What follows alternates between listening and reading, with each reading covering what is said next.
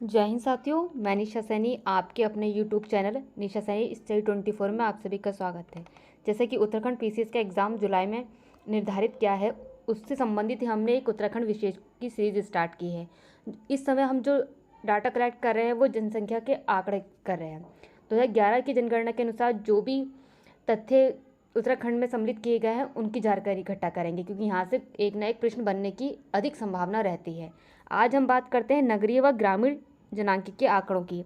इसको समझने का प्रयास करेंगे ताकि यहाँ से हमारा कोई भी प्रश्न ना छूटे, किसी भी तरीके का प्रश्न बन जाए। और आपको आंकड़ों की ध्यान देना है, आंकड़ों से ही आपका प्रश्न बनता है। पहला प्रश्न है, एक तरीके से प्रश्न का तथ्य है कि ग्रामीण जनसंख्या और प्रतिशत, यानी उत्तराखंड की ग्रामीण जनसंख्या और उसका प्रतिशत कितना है 2011 की जनगणना के अनुसार। उत्तराखंड में ग्रामीण जनसंख्या जो है आपकी 70,36,954 है। और इसका जो प्रतिशत है आपका जनसंख्या का, ग्रामीण जनसंख्या कितने परसेंट रहती है उत्तराखंड राज्य में? 69.77%। आपका प्रतिशत में भी आपसे पूछ सकता है और संख्या के तौर पर भी आपसे वे प्रश्न पूछ सकता है कि ग्रामीण जनसंख्या की कितनी संख्या है उत्तराखंड राज्य में, या प्रतिशत के तौर पर कितनी प्रतिशत संख्या है उत्तराखंड राज्य में। उसी तरीके से हम देखने का प्रयास करेंगे नगरीय और प्रतिशत, यानी उत्तराखंड राज्य में नगरीय जनसंख्या कितनी है और उसका प्रतिशत क्या है। उत्तराखंड राज्य में नगरीय जनसंख्या 2011 की जनगणना के अनुसार 30,49,338 जनसंख्या है और उसका प्रतिशत है 30.23%। उसी तरीके से आगे समझते हैं हम कि ग्रामीण व शहरी क्षेत्रों में आबादी का दशकीय वृद्धि दर क्या रही। यानी उत्तराखंड राज्य में ग्रामीण और शहरी क्षेत्रों में दोनों के मिला के जितनी भी आबादी रही उसकी दशकीय वृद्धि दर, यानी 2 दशक में कितनी वृद्धि दर हुई जनसंख्या के मामले में।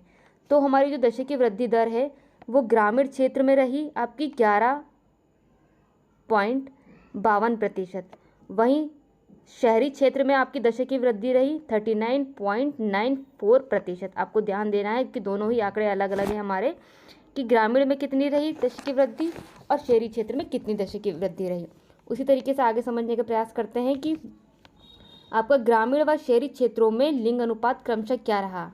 ग्रामीण और शहरी क्षेत्रों में लिंग अनुपात, ग्रामीण व शहरी क्षेत्रों में लिंग अनुपात आपका ग्रामीण क्षेत्र में रहा आपका 1000, वही शहरी क्षेत्र में लिंग अनुपात रहा आपका 884 आपका अनुपात रहा। उसी तरीके से समझते हैं आगे कि ग्रामीण व शहरी क्षेत्रों में शिशु लिंग अनुपात कितना रहा। ग्रामीण व शहरी क्षेत्रों में शिशु लिंग अनुपात कितना रहा। ग्रामीण क्षेत्र में आपका लिंग अनुपात रहा 899, वही शहरी क्षेत्र में आपका लिंग अनुपात रहा 868। यानी आपका ग्रामीण क्षेत्र में जो भी लिंग अनुपात रहा है वे रहा है 899, शहरी क्षेत्र में शिशु लिंग अनुपात रहा है आपका 868। उसी तरीके से आगे समझने का प्रयास करते हैं हम कि ग्रामीण व शहरी क्षेत्रों में औसत साक्षरता दर कितनी है।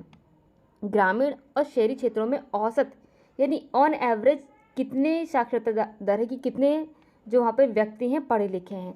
आपके ग्रामीण क्षेत्र में औसत साक्षरता दर आपकी है 76.31%। वहीं शहरी क्षेत्र में आपकी जो औसत साक्षरता दर है वे 84.45%। आपको आंकड़ों पर ध्यान देना है कि आंकड़ों से ही प्रश्न आपका बनता है। उसी तरीके से आगे समझने का प्रयास करते हैं कि ग्रामीण व शहरी क्षेत्रों में महिला साक्षरता कितनी रही। ग्रामीण व शहरी क्षेत्रों में महिला साक्षरता कितनी रही। ग्रामीण क्षेत्र में उत्तराखंड राज्य की महिला साक्षरता रही 66.16%, यानी ग्रामीण क्षेत्र में महिलाएं कितनी पढ़ी लिखी हैं।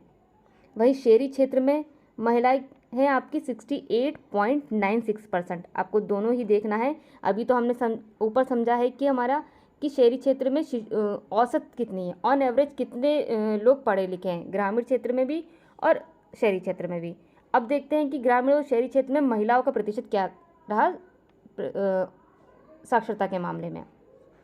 वहीं अब देखते हैं कि पुरुष साक्षरता कितनी रही। पुरुष साक्षरता मतलब कितने लोग पढ़े लिखे हैं पुरुष के मामले में।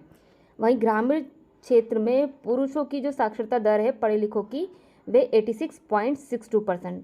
वहीं शहरी क्षेत्र में जो पढ़े लिखे पुरुष हैं वो 89.05%, यानी शहरी क्षेत्र में ग्रामीण क्षेत्र के मुकाबले ज़्यादा साक्षरता दर है।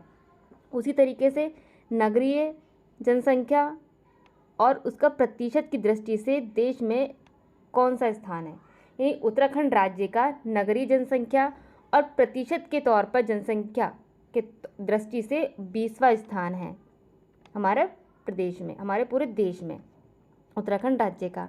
वहीं आगे समझते हैं कि सर्वाधिक और सबसे कम नगरीकरण वाले ज़िले कौन से हैं, यानी सबसे ज़्यादा नगरीकरण कहाँ है और सबसे कम नगरीकरण कहाँ है। मतलब एक तरीके से कॉलोनीज बसना, एक नई नई मॉडर्न सिटी के रूप में एक तरीके से उभर कर आना, कि सर्वाधिक नगरीकरण देहरादून में हुआ है और सबसे कम नगरीकरण बागेश्वर में हुआ है। बागेश्वर में कितना प्रतिशत हुआ है, 3.49%। वही सर्वाधिक जो नगरीकरण हुआ है देहरादून में हुआ है 55.52%। आपको समझना है इसी तथ्य को। उसी तरीके से आगे समझते हैं कि आपको बताना है कि सबसे अधिक नगरीकृत जो ज़िले हैं कौन से, मतलब सबसे ज़्यादा नगरीकरण कहाँ पर हुआ है। उत्तराखंड राज्य में फर्स्ट नंबर पर आपका है देहरादून, उसी तरीके से है आपका सेकंड नंबर पर नैनीताल, थर्ड नंबर पर हरिद्वार और फोर्थ नंबर पर उधम सिंह नगर। आपको समझने का प्रयास करना है कि फर्स्ट नंबर पर आपका कौन सा रहा है, आपका देहरादून। उसी तरीके से सेकंड नंबर पर रहा है नैनीताल, थर्ड नंबर पर रहा है हरिद्वार, फोर्थ नंबर पर रहा है उधम सिंह नगर। इसी तरीके से समझने का प्रयास करते हैं हम आगे कि सबसे कम नगरीकृत वाले ज़िले कौन सा है। सबसे कम नगरीकृत जिला कौन सा है, कहाँ पर सबसे कम नगरीकरण हुआ है। क्रमशः पहले नंबर पर बागेश्वर है आपका, ठीक है, उससे थोड़ा सा अधिक रुद्रप्रयाग में हुआ है, रुद्रप्रयाग सेकंड नंबर पर है। फिर उससे थोड़ा अधिक उत्तरकाशी में है, उत्तरकाशी थर्ड नंबर पर है। फिर है अल्मोड़ा। आपको क्रमबद्ध रूप से याद रखना है कि पहला है बागेश्वर, दूसरा है रुद्रप्रयाग, तीसरा है उत्तरकाशी, चौथा है अल्मोड़ा। किसके मामले में, नगरीकरण के मामले में सबसे कम नगरीकरण, यानी सबसे कम नगरीकरण बागेश्वर में, फिर रुद्रप्रयाग में, फिर उत्तरकाशी में, फिर अल्मोड़ा में। अभी मैंने आपको बताया कि सबसे अधिक कहाँ हुआ, सबसे अधिक देहरादून में, फिर नैनीताल में हुआ है, फिर हरिद्वार में हुआ, फिर उधम सिंह नगर में हुआ। आपको ज़रूर याद रखना है क्योंकि क्रम से ही सवाल बनते हैं, जो भी बनते हैं क्रमशः कौन कौन से नगरीकरण के क्षेत्र में सम्मिलित किए गए जिले हैं। इसी तरीके से प्रश्नों को बनने की संभावना रहती है और बनते भी हैं इस तरीके के प्रश्न। आगे समझने का प्रयास करते हैं कि 2011 के अनुसार राज्य में कुल नगर व नगर समूह कितने रहे। उत्तराखंड राज्य में 2011 की जनगणना के अनुसार कुल नगर व नगर का समूह कितना रहा, 116। वहीं आगे समझते हैं कि क्या कहता है तथ्य। हमारे तथ्यों की जानकारी हमें इकट्ठा करना बहुत ज़्यादा ज़रूरी रहता है जनसंख्या के मामले में।